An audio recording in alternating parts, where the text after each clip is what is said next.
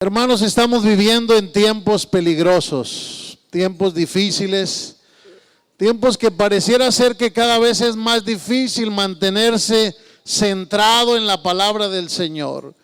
A veces uno conoce cristianos, a mí me da gusto ver esta generación que bautizamos porque hace ya 14, 15 años los bautizamos y uno los encuentra caminando en el Señor. Pero es triste ver que hay gente que tenía convicciones en la palabra y luego te los encuentras y ya no piensa igual. Se han apartado, se han desviado, están un poco desbalanceados de la palabra y uno dice, ¿qué pasó?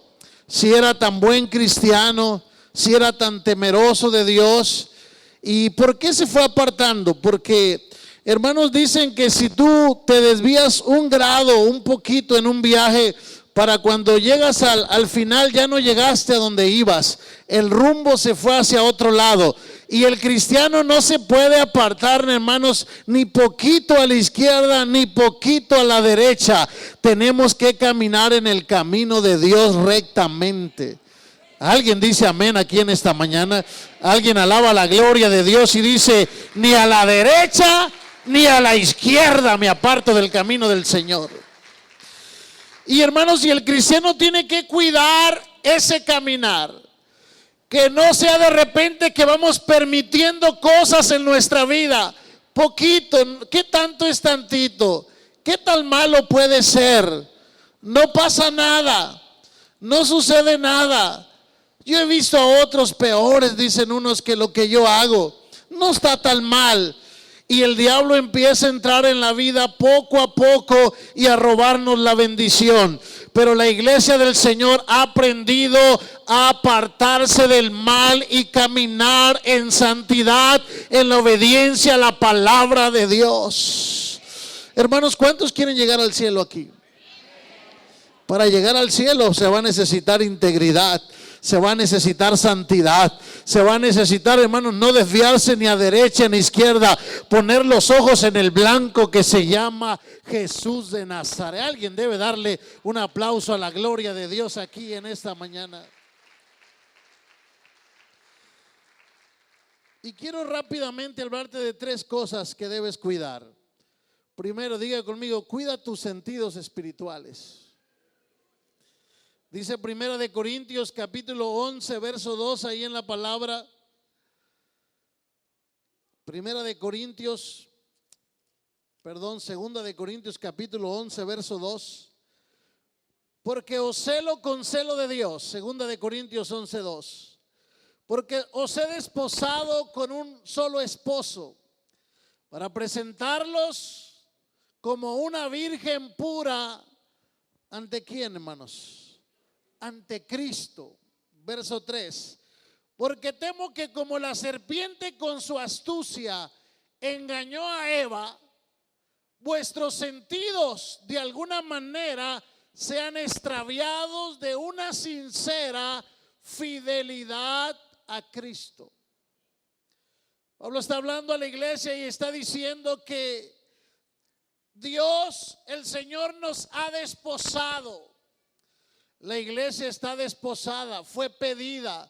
Cuando se desposaba a alguien en las bodas judías, se iba y se daba un dote, se daba un regalo, se hacía un pacto de que el novio iba a regresar a tal fecha a casarse con la novia. Y se hacían planes para la ceremonia, se le entregaban dracmas a la novia que debía cuidarlas. Eran 10 monedas de oro, 10 dracmas que la novia recibía y el padre recibía un dote. La Biblia dice, hermanos, que el Señor nos ha dejado las arras de la herencia que es su Espíritu Santo en nuestra vida, para que estemos esperando las bodas del Cordero con Cristo Jesús.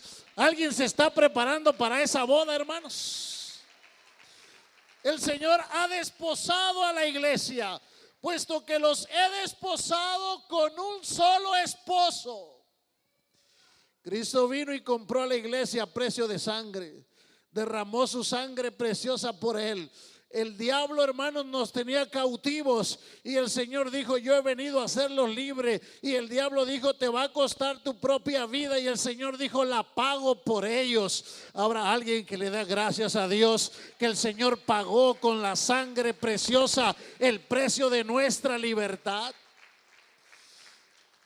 Y dice Pablo que nos dejó las arras de nuestra herencia, nos dejó las dracmas, que es su Espíritu Santo, y el Señor va a volver. Pero aquí Pablo escribe a los Corintios diciendo que aunque el Señor está esperando casarse con una virgen pura, alguien que está desposado, la desposada no podía andar de novio con nadie más. No podía andar coqueteando con otro hombre, mucho menos tener alguna intimidad por ahí. ¿Se acuerdan ustedes, hermanos, cuando José va a casarse con María, que dice la Biblia que María estaba desposada? Y viendo José, ¿verdad?, que estaba encinta, quiso dejarla secretamente, porque dijo: ¿cómo que la desposé? Fui a prepararle casa para casarme con ella y la hallé embarazada. Alabado sea el nombre de Jesús. Yo creo que ningún novio, ¿verdad?, que no ha tocado a su novia, llega el día de la boda y dice: bueno, nos vamos a casar, pero te quiero decir un secreto, estoy embarazada. Santo Dios, se cancela la boda inmediatamente, hermanos, paz de Cristo.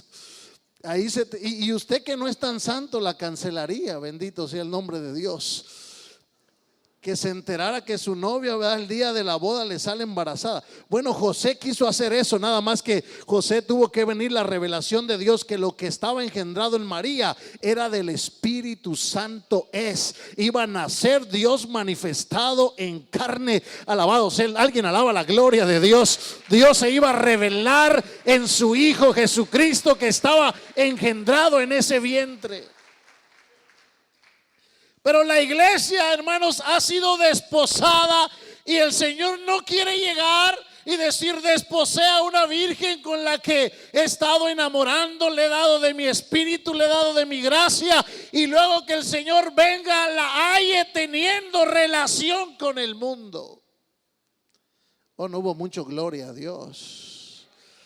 Bendito. Imagínense qué va a pasar con esa boda. Imagínense, algunos dicen: bueno, yo ando en el mundo y también en la iglesia, pero Dios es muy bueno. Aunque sea muy bueno, no se va a casar con una virgen así. Es bueno, y eso no lo deja de ser bueno, pero su justicia permanece para siempre. Alguien alaba la gloria de Dios esta mañana. Y la iglesia el Señor se está desposando, dice el verso 2, con una virgen pura. O sea, alguien que no se ha contaminado, alguien que se ha guardado para el esposo, alguien que le ha sido fiel al esposo. Por eso Pablo dice: temo que como la serpiente engañó a Eva. Y esta es la cosa, ¿verdad? La serpiente llega con Eva y le dice: con que Dios os ha dicho, no comáis de todo árbol del huerto. Y la mujer le dijo: no dijo así, al contrario, dijo: de todo árbol del huerto puedes comer. Pero Satanás ya se introdujo a hacerla razonar, entrar en el mundo de la razón y dejar al mundo de la fe. Oh, sí, pero ¿sabes por qué no te deja comer del árbol de la vida? Yo sé que puedes comer de todos los árboles, nada más introduje esa pregunta: con que Dios os ha dicho, no comáis de todo árbol del huerto. Y la mujer dijo: no, de todo árbol del huerto podemos comer, pero del árbol que está en medio, dijo Dios, no comeréis de él ni le tocaréis para que no muráis. Ah, ¿sabes por qué? Porque sabe Dios que el día que comas de ese árbol se te van a abrir los ojos y vas a ser como Dios. Ya no necesitas a Dios, vas a saber tú el bien y el mal.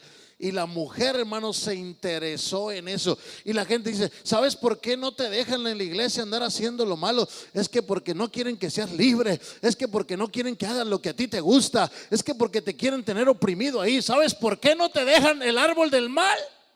Y el diablo sigue usando la misma táctica. Y la gente dice, ¿cómo no? Yo puedo hacer lo que quiera. Sí, te acompaño al bailecito, hombre. No me pasa nada. Y se va ahí. La mujer, dice la Biblia, que extendió su mano del árbol y comió, y entró el pecado en la raza humana. Y Pablo dice, temo que como la mujer, así temo que con la astucia la mujer fue engañada, vuestros sentidos de alguna manera el diablo se introduzca con razonamientos, con ideas, con tendencias, y los extravíe de la fidelidad de Cristo. Pero yo creo que aquí hay una iglesia que se para en la brecha y dice, nada ni nadie me puede apartar del amor de Cristo. Alguien alaba la gloria de Dios esta mañana.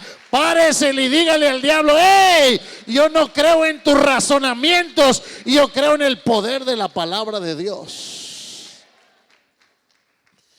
Era que el mundo a veces nos mete, ¿y por qué no puedes hacer esto? Usted dígale simplemente, porque me estoy guardando para mi esposo.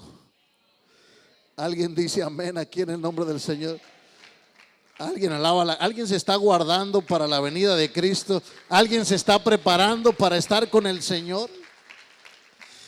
Y la iglesia, hermanos, tiene que cuidarse de no introducir pensamientos a su vida que lo van apartando poco a poco de las cosas de Dios. Mira que dice Hebreos capítulo 12, versículo 12, ahí en la palabra del Señor. Por lo cual levanten manos caídas y rodillas paralizadas. Verso 13. Y haced sendas derechas para vuestros pies, para que lo cojo, Hebreos 12, 13, no se salga del camino, sino que lo cojo sea sanado. Qué tremendo. Dice la Biblia, hermanos, verso 12, levanten manos caídas y rodillas paralizadas. Qué tremendo.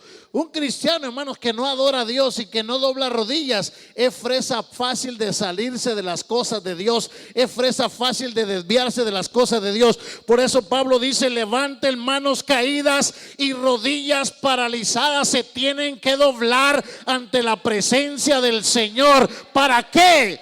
Para que las sendas sean derechas de vuestros pies, y para que lo cojo, la tendencia que usted tiene pecaminosa, donde usted cojea, no se salga de este glorioso camino del Señor. Alguien alaba la gloria de Dios esta mañana.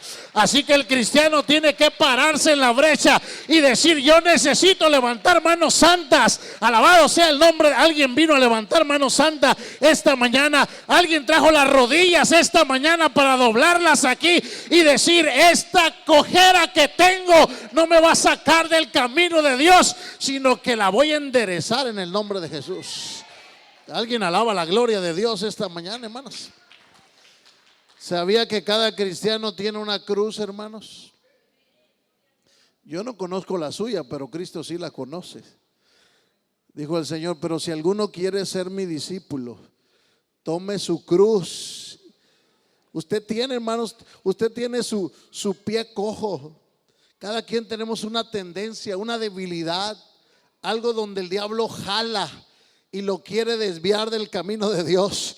Dígale, pero esto, hermanos, con rodilla y estando en la presencia del Señor se endereza en el nombre de Jesús. Alguien alaba la gloria de Dios esta mañana. En la presencia del Señor hay plenitud de gozo, hay delicias a su diestra. Hermano, cuando usted se mantiene conectado con Dios, el temor de Dios no se sale de su vida. ¿Sabe por qué se desvía la gente? Porque deja de tener intimidad con Dios, deja de estar conectado con Dios, deja de orar en casa, deja de ayunar, deja de leer la palabra. De repente uno se lo encuentra y ya trae otros pensamientos, ya traen otras ideas de su vida, de la familia, de la televisión, del medio de comunicación, de todo lo que está pasando, y la gente empieza a justificar su tendencia. Pero la Biblia dice, mejor haz sendas derechas para que lo cojo no se salga, sino que sea sanado en el nombre de Jesucristo. Alguien alaba la gloria de Dios esta mañana.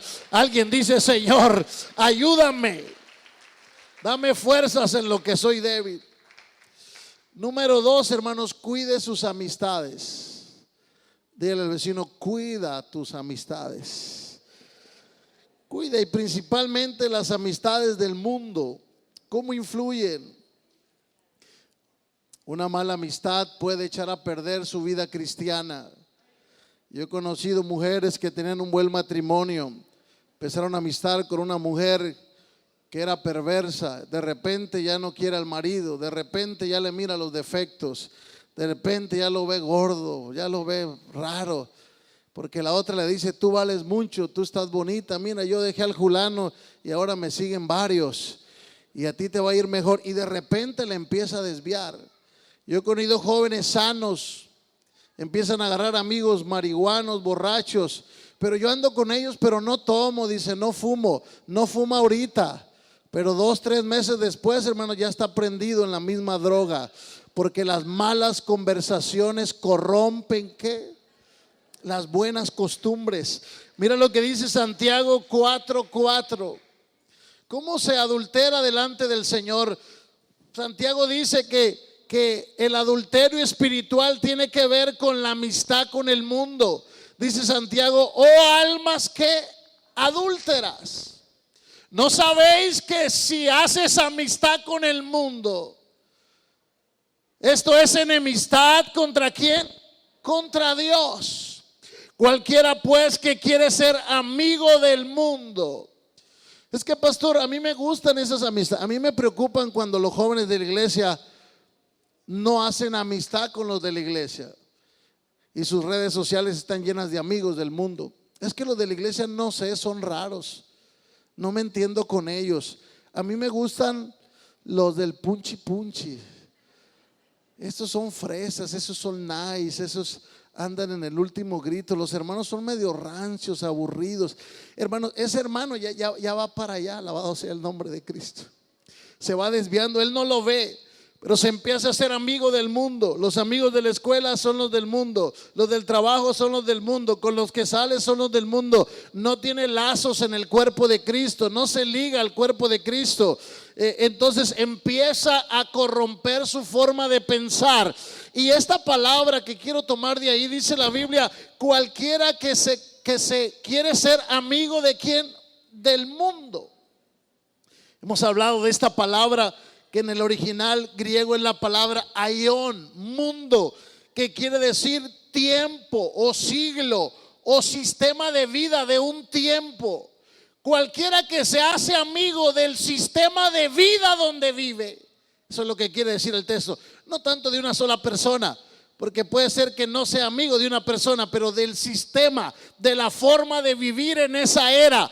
Cualquiera que se hace amigo del sistema de vida que se vive en su tiempo, en su generación, que se acopla a él, que quiere lucir como ellos, andar como ellos, caminar como ellos, dice Dios, se sale de mi paradigma y se vuelve contrario, porque el sistema del mundo no se rige por el sistema del cielo, sino Pablo dice que el Dios de este siglo, que viene la palabra mundo también ahí en el original, el Dios de este sistema de vida es el que crea sistemas, formas de vivir la vida. El diablo va creando modelos de vida que sean contrarios a la palabra del Señor, pero en medio de este mundo de pecado hay una iglesia que lleva una contracultura, y es la cultura del reino de los cielos. Alguien alaba no nos amoldamos a esta cultura, porque ya tenemos una cultura, la cultura del cielo. Alguien alaba la gloria de Dios. Esa debe ser la cultura de la iglesia.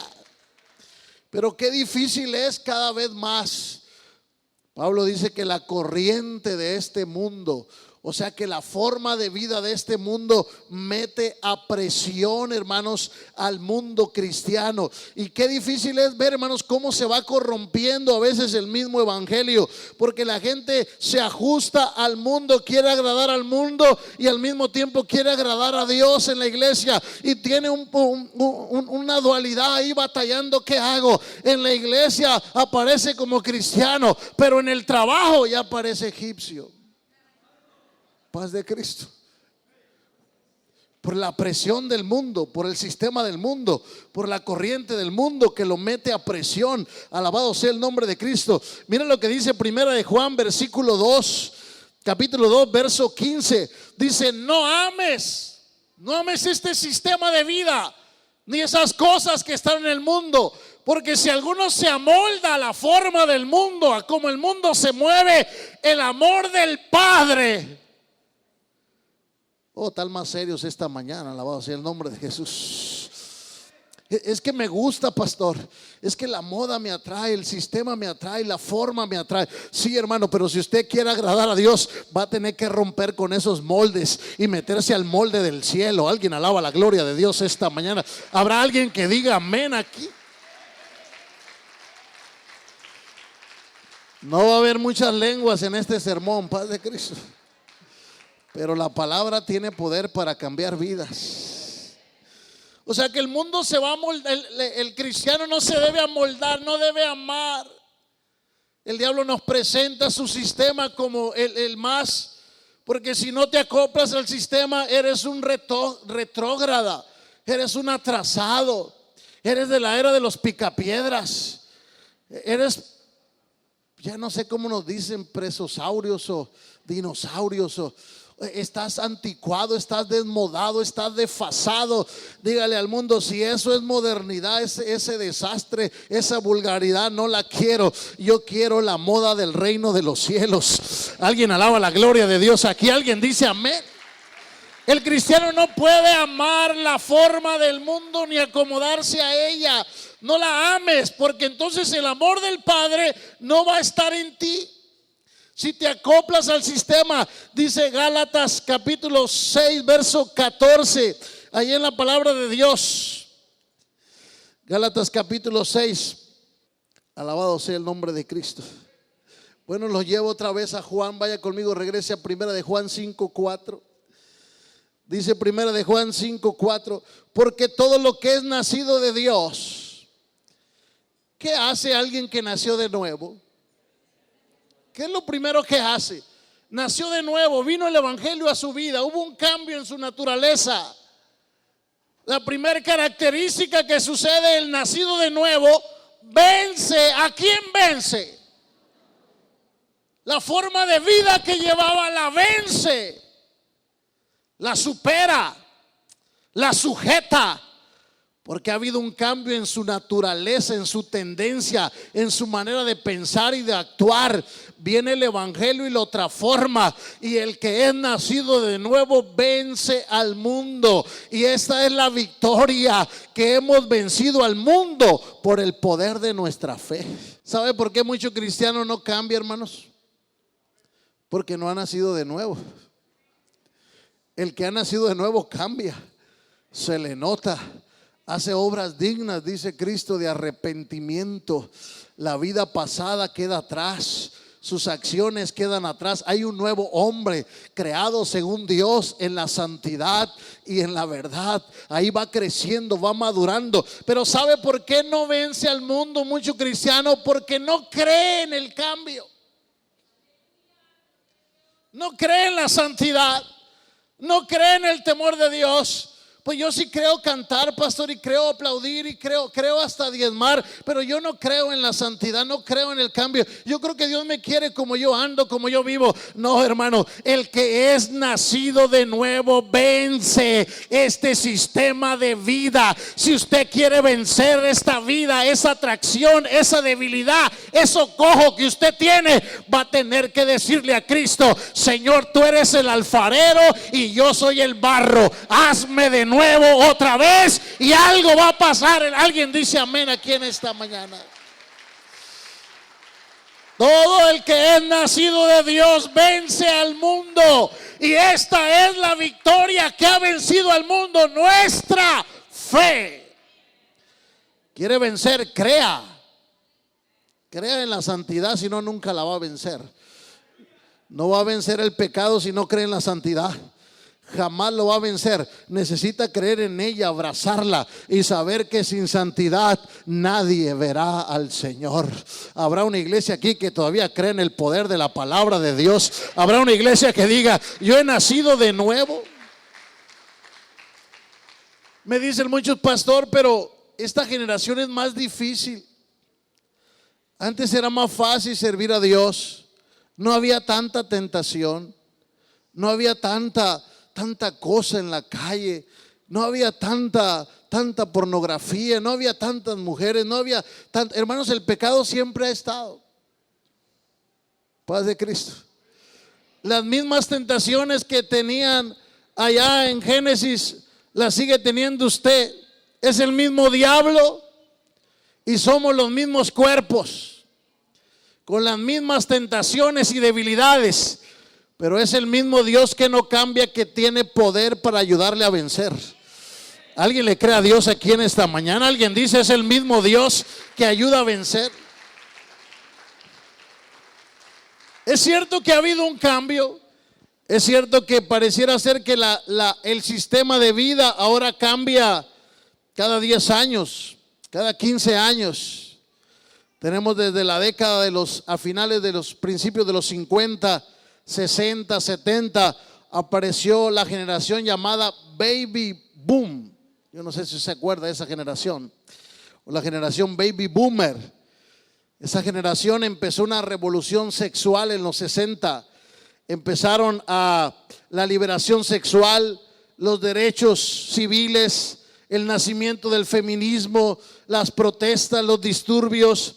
Empezó el hombre en los 60, 50, después de la Segunda Guerra Mundial, donde se introdujo, hermanos, heroína a los soldados. Venían drogados de los países después de la guerra que termina, y entonces vuelven adictos a sus naciones, y entonces se vuelve popular la droga en los 60. Empezaron los hippies, los rastas, pero empezó esa generación, empezó a infiltrarse. Fue la época del asesinato de John F. Kennedy. Fue la época de Martin Luther King, que ganó la guerra de los derechos civiles. Pero empezó la revolución en la música. Los Beatles empezaron, y empezó una tendencia. Los jóvenes cristianos de las iglesias empezaron a salirse para cantar en el mundo. Elvis Presley, director de alabanza en una iglesia, poderosa alabanza ministraba. Si usted escucha las alabanzas que él cantaba antes de ser del mundo, estaba en el coro. Pero vino la tendencia del mundo y los arrastró. Se perdieron las generaciones de cantantes de las iglesias. Y hasta ahorita, ¿verdad? Difícil mantener a un artista en la iglesia. Lo vuelve a arrasar el mundo otra vez para atrás. ¿Por qué? Por la corriente, por la generación, por la debilidad que no se supera. Pero gracias a Dios, en medio de cada generación hay un pueblo que todavía no dobla rodillas ante este sistema de vida. Alguien dice amén aquí en el nombre de Jesucristo. Hay un pueblo que se para y que dice: yo sigo creyendo en el poder de Dios. Dios me llamó, Dios me transformó y me guardo puro para Cristo. Hermano, esa generación se llevó muchísimo cristiano al mundo. Esta mujer que murió hace poco todavía, Whitney Houston, también la sacaron de un coro en esas generaciones. Empezó a venir toda la tendencia, el mundo ofreciendo popularidad, el mundo ofreciendo dinero, el mundo ofreciendo riquezas, y se vino ese boom. Luego vino la generación X, de los 65 a los 80. Algunos se quedaron en los sesenteros, ¿verdad? Usted todavía los encuentra y andan así medio 60. Usted los encuentra y se creen rastas. Todavía andan happy con sus motos viejas por ahí, alabado sea el nombre de Jesús. Pantalones jeans ya viejos, deslavados. Quedó un que otro viejano con esas ideas todavía, paz de Cristo. Y luego vino la generación X, o también conocida como la generación Jones o MTV, que vino cuando se impulsó la tecnología, los CD, que ya ni se usan, ¿verdad? Los cassettes. Y entonces empezaron todos con una grabadora aquí que traía luces, y andaban todos por la calle. ¿Usted se acuerda, hermanos? Empezó la tendencia, una grabadora, oyendo música rockera. Empezaron los metálicos. Empezó toda esa generación de los 65 a los 80. Llegó el internet, se cayó el muro de Berlín, la Guerra Fría.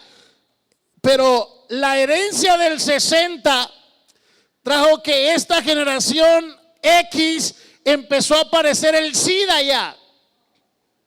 65, para terminar los 70 aparece el SIDA, que todavía no ha podido ser erradicado. Ya no nos dicen las estadísticas que hay de SIDA, porque no le conviene al gobierno para no detener toda la promiscuidad que está promoviendo. Pero ahora tenemos millones de sidosos en cada nación.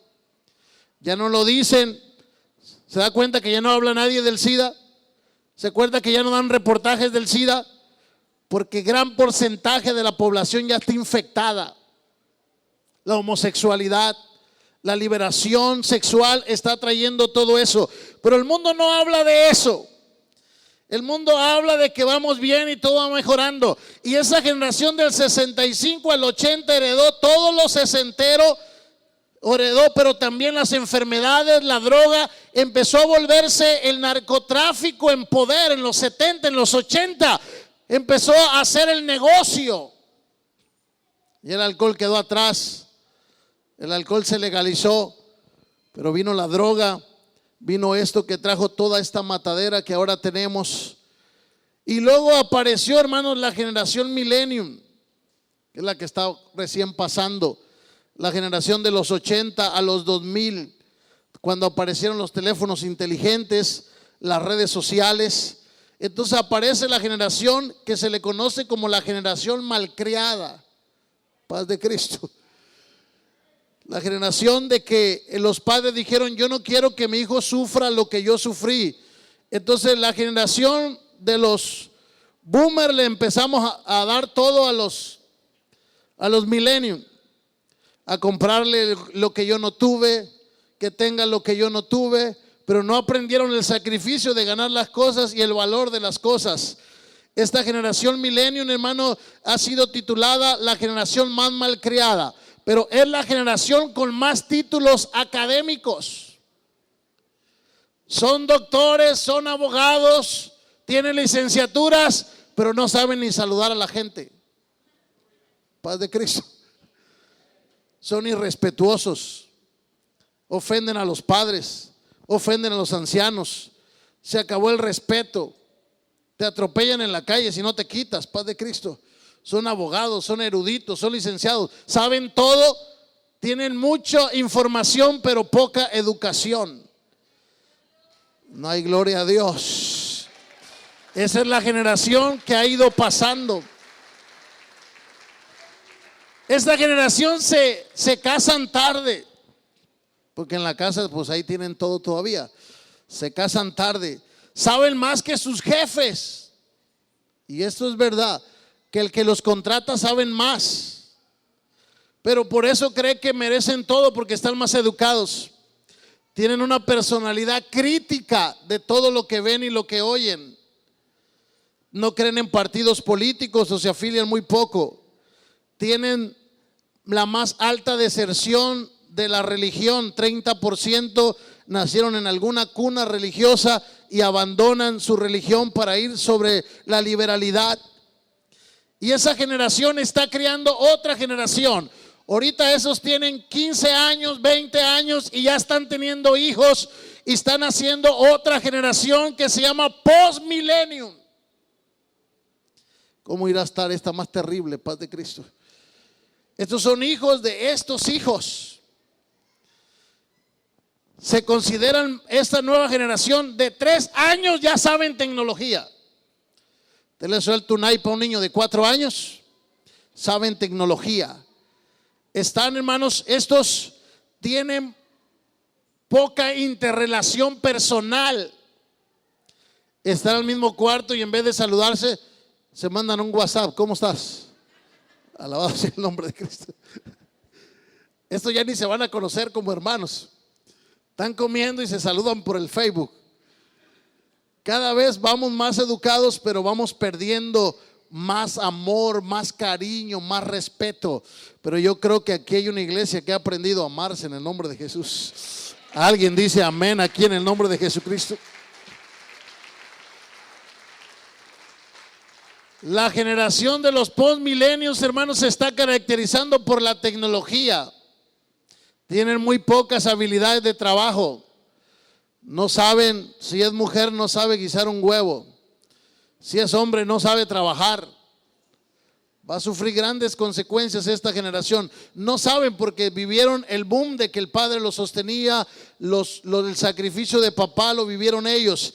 Creen en su inteligencia en exceso. Tienen grande apatía a las obligaciones. No recogen la cama, no recogen el cuarto, no recogen la sala. Mamá tiene la obligación de hacerlo. No vinieron al culto esta mañana. Alabado sea el nombre de Cristo. Hermanos, ya no estudian estos. Están terribles. La nueva tendencia es, y la lucha que los padres tenemos, todavía la generación milenio le gustaba estudiar. Pero la postmilenio dice, ya no quiero escuela. Lo que el profesor me dice, aquí en el internet lo aprendo. Aquí tengo un videochat. Aquí tengo asesoría. Aquí tengo un maestro. Aquí tengo un posgrado. Aquí tengo todo en el internet. Y si algo sé, lo consulto. Ya los hermanos postmilenio no quieren venir al culto. Aquí los veo por Radio Misión Latina el pastor, dice. Aquí los veo en enlace. Aquí veo las mejores predicaciones. No necesito ir al templo, no necesito estudiar, no necesito discipulado. Aquí tomo el curso, aquí en el Starbucks. O sea, es la generación sin obligaciones, apática, que no cree en el estudio, sino en la capacidad de su inteligencia. Pero cada generación tiene un reto. Yo nací en el 75, yo no sé de cuáles soy, ¿verdad? Usted nació aquí, tenemos, ¿cuántos sesenteros hay aquí?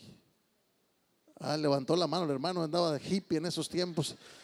Eran la hermana ya dijo yo también, 60. Los 70, levantemos la mano los de los 70, bendito los 70.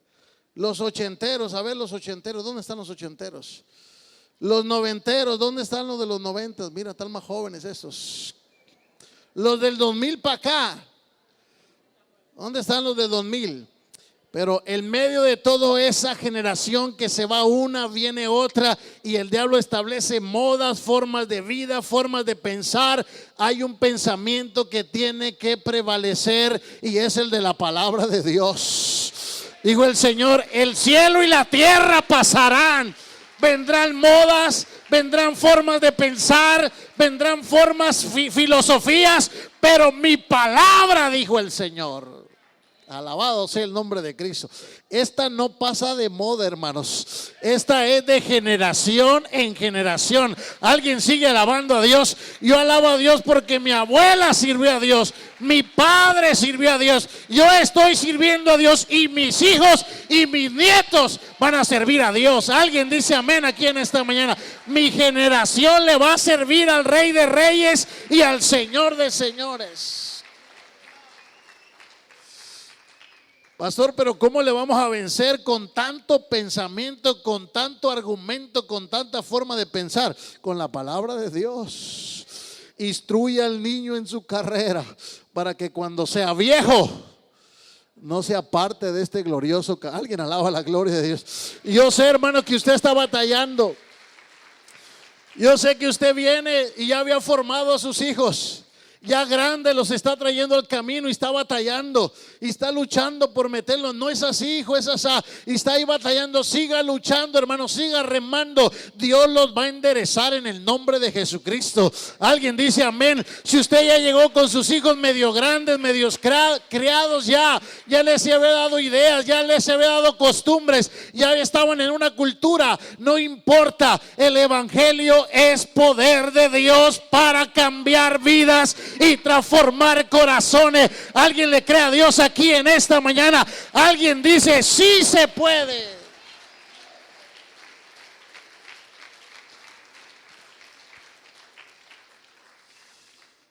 En medio de la revolución, hermanos, el evangelio sigue creciendo. Dice la Biblia que cuando aumenta la maldad, sobrepuja la gracia de Dios. Y aunque cada vez hay más pecado, Cada vez hay más gente convertida a Cristo en el mundo. Diariamente miles y miles de almas están siendo bautizadas en el nombre de Jesús para perdón de sus pecados. Pero la iglesia tiene que seguir cuidando. Así que cuide, hermanos. Cuide sus sentimientos, sus sentidos, cuide sus amistades. Pero termino con esto, pero también cuide su corazón. Dígale a su hermano, cuida tu corazón para que camines en el Señor. Cuídelo. Mira lo que dice Hebreos 12. Hebreos capítulo 12, verso 15, ahí en la palabra del Señor. Pablo nos aconseja de cuidar nuestra vida, cuidar nuestro corazón para que no se vaya a contaminar. Dice Hebreos 12, 15, mirad bien, no sea que alguno de ustedes deje de alcanzar ¿qué? La gracia del Señor, que brotándole alguna raíz de ¿qué? De amargura te estorbe y muchos sean contaminados. Quiere apartarse del mal, hermanos, guarde el corazón. Dice la Biblia que engañoso es el corazón y ¿qué? Y perverso más que todas las cosas.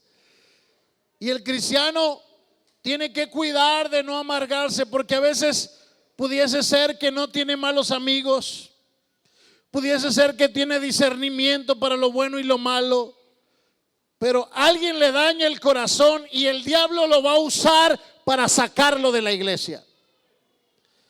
El diablo va a decir, mira, ya miraste que el hermano no te saluda, y el pobre hermano va pensando en su problema ahí, pero el diablo le va a brotar una raíz de amargura en el corazón. Y el cristiano tiene que cuidar, porque podemos perder la gracia. Dice la Biblia, cuida el corazón, porque te puede brotar alguna raíz de amargura y te va a estorbar. Las amarguras vienen por muchas razones. Regularmente empiezan por una ofensa, empiezan por un problema no resuelto, por una falta de perdón, porque alguien te dañó y el diablo te va a decir, no mereces lo que estás pasando, y esa persona no merece tu perdón, no merece que lo disculpes, mejor véngate, mejor haz lo que tienes que hacer. Y ahí empieza el diablo a trabajar para alejarte de Dios. Hay una historia muy tremenda en la Biblia que está en 1 Samuel capítulo 30.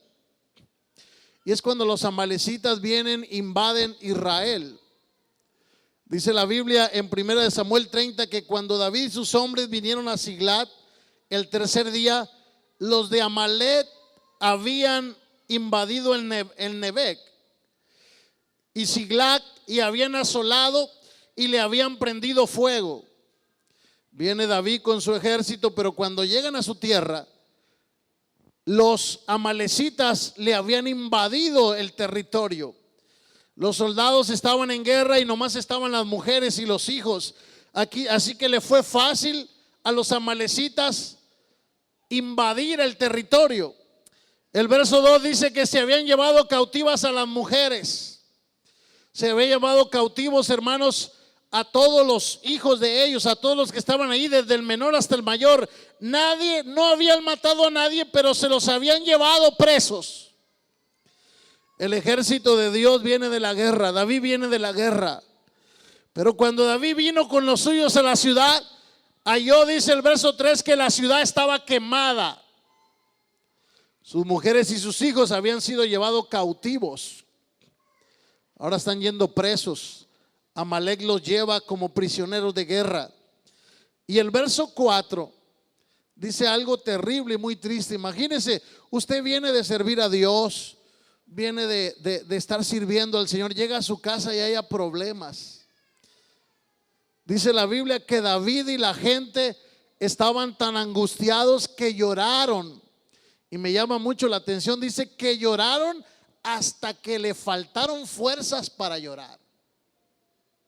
No está la esposa, no está el baby, no están los hijos. Y usted dice, pero ¿cómo a mí me pasa esto si estoy sirviendo a Dios?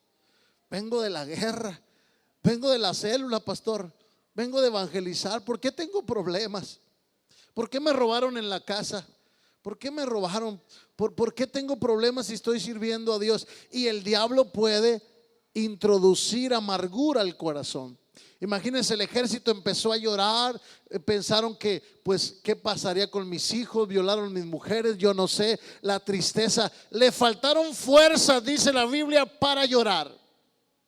El verso 6, si toma el verso 6, dice que David, verso 6, David se angustió mucho, estaba angustiadísimo, pero el pueblo hablaba de qué. ¿Sabes qué, David? Tú nos traes allá en la guerra. El otro día me dio tristeza oír un hermano que le pregunté por un hermano que ya no se congrega. Y me dijo, es que dice que por culpa de la iglesia, por estar trabajando tanto tiempo en la iglesia, no tenía tiempo para él. Y por eso ya no viene a la iglesia. Y esto es lo que estos querían culpar. ¿Sabes qué, David? Por culpa tuya, porque nos traes allá en la guerra, mejor te vamos a apedrear a ti. Por culpa tuya perdimos los hijos, por culpa tuya perdimos las mujeres, por culpa tuya perdimos todo. Y eso el diablo le va a hacer creer. Mira, por culpa de la iglesia, por culpa de tu líder, el supervisor, el pastor, te mandó para allá y tú con tantos problemas. Ellos no se fijan en tu familia, en tus problemas. Pero dígale al diablo cochino, Dios no tiene la culpa de los problemas. Te voy a derrotar en el nombre de Jesucristo. Alguien dice amén aquí en esta mañana. Alguien alaba la gloria de Dios esta mañana. ¿Sabe qué hizo el pueblo? Dijeron, apedreemos a David, es el culpable. Y a veces el diablo, el pastor tiene la culpa. Alabado sea el nombre de Cristo. Y cuidado cuando se topa con un amargado, hermanos. Yo cuando ya veo que un hermano está medio amargado, mejor me salgo de la oficina, paz de Cristo. Digo, con este hermano no me va a ir bien, alabado sea el nombre del Señor. Y a David dice la Biblia, hermanos, que empezó esa lucha, vamos a matar a David porque este hombre nos tiene aquí por culpa de andar en el ejército, de andar sirviendo a Dios, nos está pasando lo que nos está pasando. Pero David, hermano, se fortaleció en el Señor, se metió a orar, le dijo, Señor, ¿qué voy a hacer? Y el Señor dijo, corre y alcánzalos, faja detrás de ellos. Dice la Biblia, hermanos, que David pegó con el ejército y dijo, Dios nos va a regresar la familia, nos va a regresar los hijos y nos va a regresar todo lo que nos quitaron los amalecitas. En el camino se encontraron a un hombre tirado, dice la Biblia, que era de los amalecitas, y lo levantaron, le dieron de comer, le dieron alimento, y dijeron, ¿de quién eres? Soy de Amalec. Pero íbamos por el camino, habíamos invadido Israel, traíamos toda la gente, pero como me enfermé, mi Señor me dejó tirado aquí para seguir huyendo con la gente que lleva de la guerra. Y le dijeron, ¿por dónde van y dónde han ido? Van por acá. Y David, hermanos, dice la Biblia que corrió tras ellos. El capítulo, hermanos, 30 es un capítulo hermoso, léalo todo en casa. Dice el verso 18, y libró David todo lo que los amalecitas había tomado, y asimismo libró también sus mujeres. 1 Samuel 30:18 dice que los alcanzó, libró la batalla contra ellos, le quitó a las mujeres, le quitó a los hijos. Y el verso 19 dice, y no le faltó cosa alguna, ni chica ni grande, ni hijos ni hijas del robo. Todas las cosas que habían tomado los amalecitas, todas las recuperó David. Hoy yo no sé quién cree que Dios puede regresarte todo lo que el diablo te robó. Alguien dice amén. Hermano, usted no está perdiendo el tiempo en la iglesia. Si el diablo le hace decir que usted ha perdido el tiempo en la iglesia, dígale, diablo cochino, tú eres el que me está robando todo. No es Dios, no es David, no es su ejército, pero todo lo que me has quitado, Dios me lo va a regresar en el nombre de Jesús. Alguien alaba la gloria de Dios esta mañana. No le faltó cosa alguna, ni chica ni grande. Yo no sé si alguien le quiere creer a Dios esta mañana. Todas las cosas que habían tomado los amalecitas, todas las recuperó David. Alguien tiene que ponerse de pie esta mañana y venir corriendo a este altar y decir: yo tengo que cuidar, mantener mis sentidos alerta en este mundo de pecado. Yo tengo que cuidar también de no amistarme con la forma de vida del mundo, pero sobre todo tengo que cuidar el corazón con el ejército de Dios. No tengo que enfermarme contra la iglesia, no tengo que enfermarme contra David, no tengo que enfermarme. No, es el enemigo, se llama Satanás.